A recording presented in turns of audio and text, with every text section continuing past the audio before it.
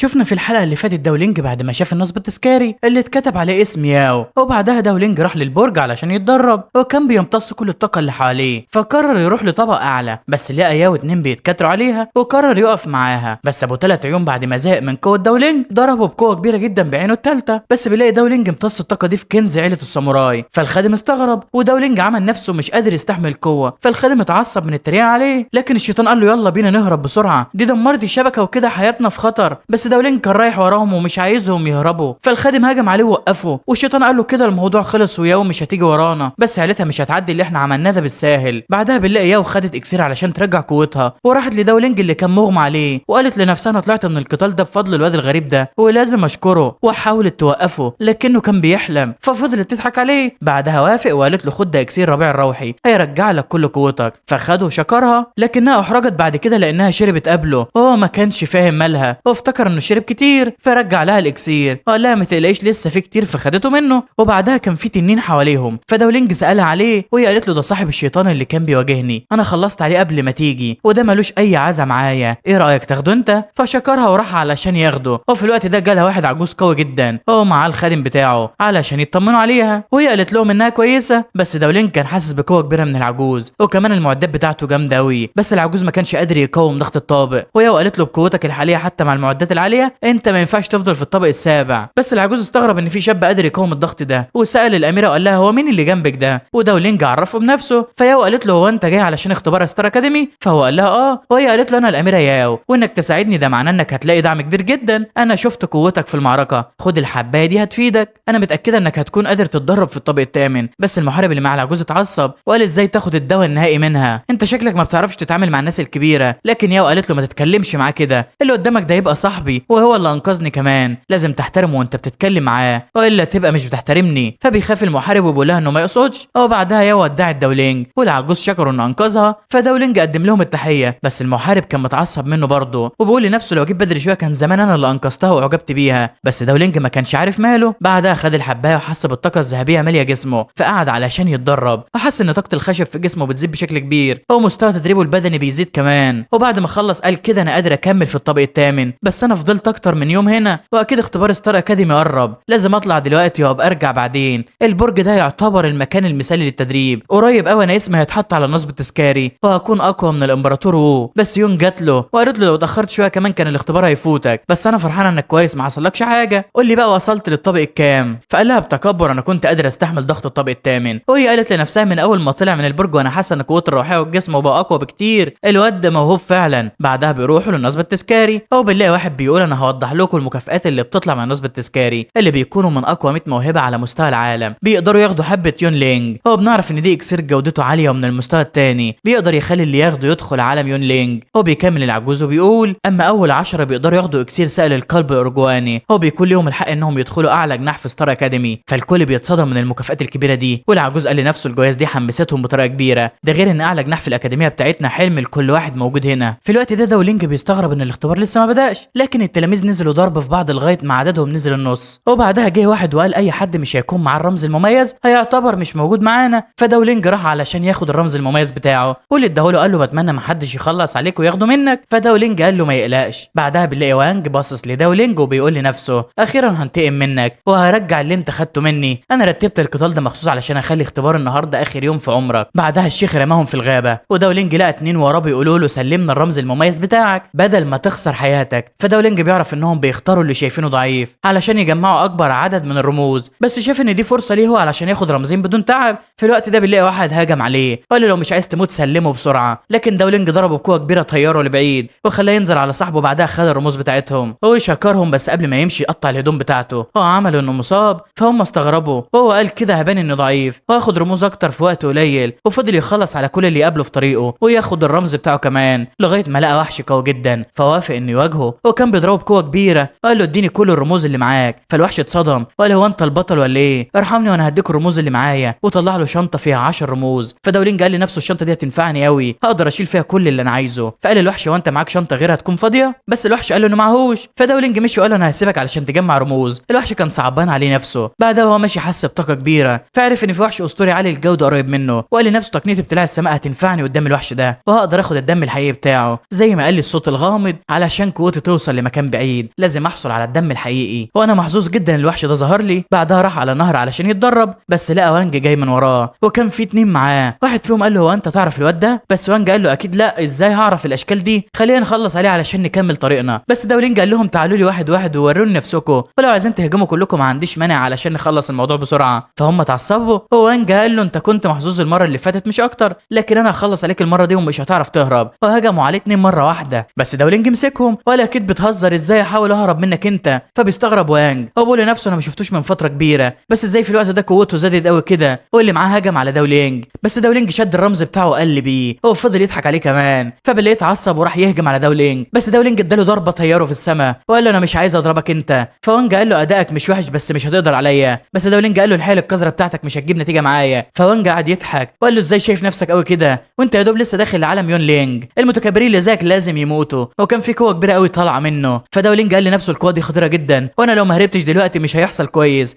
بس داولينج راح وراه وده قلل من قوه وانج. بعدها داولينج ضربه بقوه كبيره وكان رايح يخلص عليه، بس وانج طلع منه طاقه ضخمه جدا وهجم بيها عليه، لكن داولينج ضربه بقوه كبيره. وانج قال لنفسه الهجمه دي فيها على الاقل من 50 ل 60 الف نقطه قوه. باين كده ان الواد ده ما وصلش لعالم يون لينج وبس، ده كمان معاه قوه قتاليه جباره. ما ينفعش اسيب واحد زيه عايش لانه هيهدد مستقبلي. وقال له انا ما عنديش وقت اضيعه معاك، وممكن اعتبر ان اللي حصل ده كان سوء تفاهم وارجع لك الكريستاله بتاعتك ونبقى اصحاب. لكنه كان بيضحك عليه. هو بيجهز طاقه كبيره بيهجم عليه بيها، وداولينج صدق وكان رايح له. وانج كان بيضحك عليه وبيقول له كل اللي حصل بينا ده كان بسبب غاو، هي اللي ضحكت عليا وخلتني اخدها منك، بس انا عيلتي كبيره ومش محتاج الكريستاله دي. وقال لنفسه المسافه دي كويسه قوي وطلع طاقه كبيره جدا بيهجم بيها على داولينج، لكنه ما خافش وضربه بقوه كبيره. وبعدها راح وراه يخلص عليه. في الوقت ده وانج اتصدم وقال لنفسه ازاي انا اللي معايا قوه الوحش اخسر قدامه؟ وداولينج نزل ضرب فيه. فوانج خاف وقال له ما تقتلنيش وانا هديك اللي انت عايزه، البت دي هي اللي ضحكت عليا، انا اسف ما تقتلنيش انا من العيله المالكه. فداولينج ما ضربوش وقال له انت مجرد جبان، انا ضربتك دلوقتي علشان ارجع الحاجه بتاعتي وانت دلوقتي تقدر تمشي. لكن في الوقت ده وانج هجم عليه من ظهره علشان يغدر بيه ويخلص عليه. وبعدها بنروح لابو شعر اللي كان مع وانج، وبنلاقيه رايح لكهف طالع منه قوه كبيره، واللي معاه قال له اكيد الكهف ده فيه الطاقه النفسيه، دي واحده من عجائب المكان اللي احنا فيه لانها مش بتطلع غير في اماكن معينه، وانا لو قدرت اخدها انجازاتي في المستقبل هتكون كبيره جدا وهقدر اخلي قوتي عظيمه. واللي معاه قال له طبعا اسم فاي شاو لازم يبقى في العالي وانا ببارك لك من دلوقتي. فشاو قال له انت شكلك وافي جدا وكلماتك دي انا لازم اشيلها لك، باين كده ان مش هقدر استغنى عنك. بس يا ترى ليه وانج وداولينج لسه ما جوش لحد دلوقتي؟ فبنرجع نشوف وانج وهو بيهجم على داولينج وعايز يخلص عليه، بس داولينج ضربه ورماه لبعيد وانج ما كانش قادر يستحمل ضربته. وبالله داولينج بيقول لنفسه مع ان قوتك كبيره فعلا لكنك ما تجيش نقطه فيا، ولولا ان اصابتي اللي حصلت في مواجهتي مع ابو 3 عيون لسه ما خفتش كنت خلصت عليك من اول قتال. بعدها خد الكريستاله بتاعته وحس بطاقه الوحش الاسطوري مره تانية، وقال باين كده انها جايه من المكان اللي راح له شاو وانا لازم اروح لهناك علشان احصل على الدم الحقيقي. وبالله وصل للكهف وسمع واحد بيقول شاو بص في شجره متوهجه قدامك باين كده انها بتمتص طاقه العالم اللي حواليها، هل ممكن دي تكون الفاكهه النفسيه؟ فشاو قال له المفروض تكون هي، الفاكهه دي نادره جدا ولو خدها كيمياء هتكون قوتها عظيمه. وحاول ياخدها بس لقى ثعلب بيحميها عوره في ايده. فشاو قال له ازاي تتجرأ وتهجم عليا؟ وجمع كل قوته علشان يوقف هجوم الثعلب